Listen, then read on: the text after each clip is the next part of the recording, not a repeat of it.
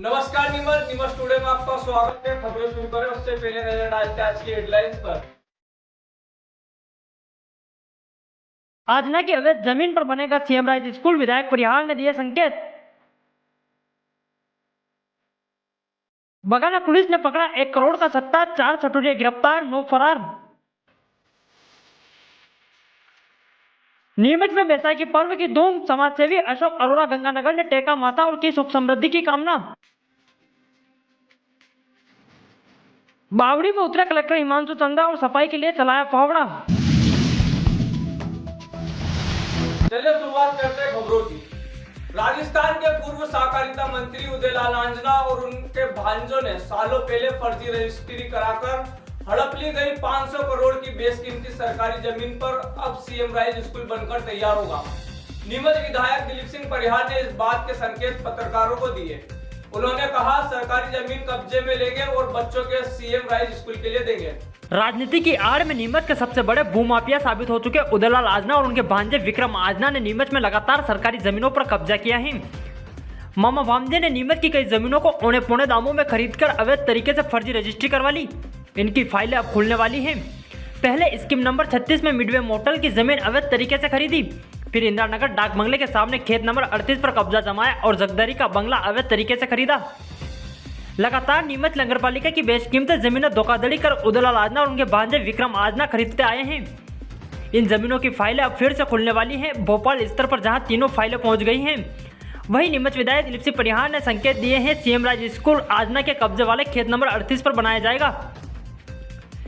पिछले दिनों भाजपा के स्थापना दिवस के अवसर पर आयोजित पत्रकार वार्ता के बाद विधायक परिहार ने कहा कि सीएम राइज स्कूल अब इंदिरानगर के डाक बंगले के सामने खेत नंबर 38 में बनेगा।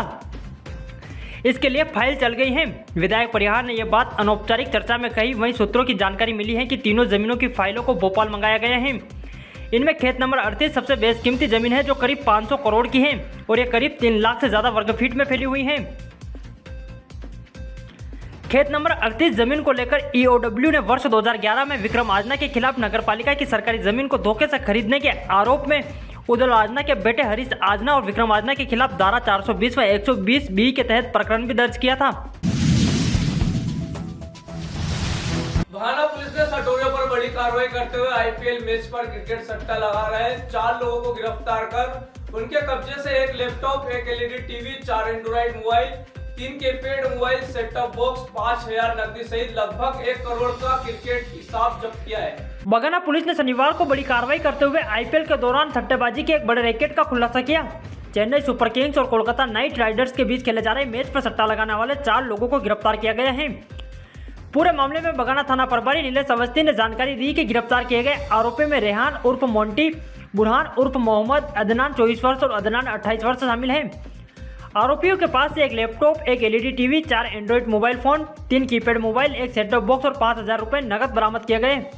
साथ ही लगभग 1 करोड़ रुपए के सट्टे का हिसाब भी जब्त किया गया। पूछताछ में सामने आया है कि आरोपी आम लोगों को 10 से 20 गुना मुनाफे का लालच देकर सट्टा लगाने के लिए प्रेरित करते थे।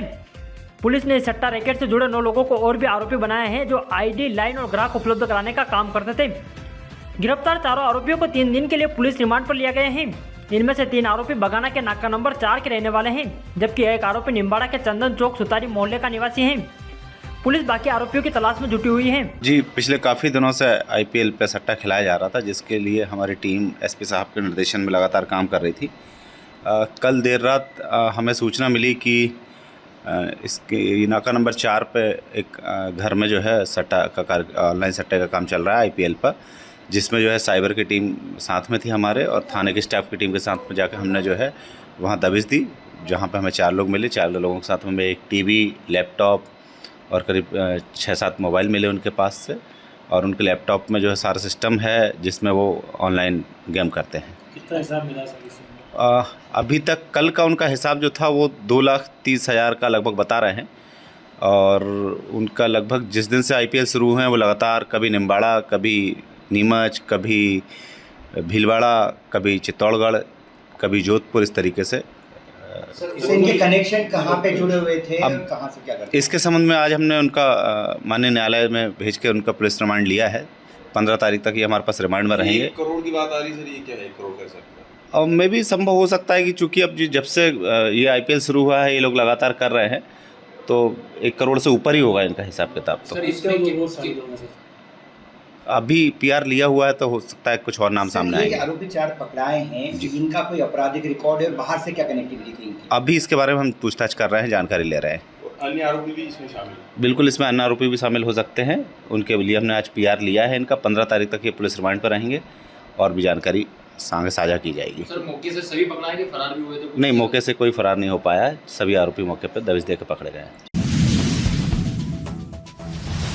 देर के श्री गुरुद्वारा साहिब में बैसाखी का त्योहार इस बार भी बड़े प्यार और उत्साह के साथ मनाया गया।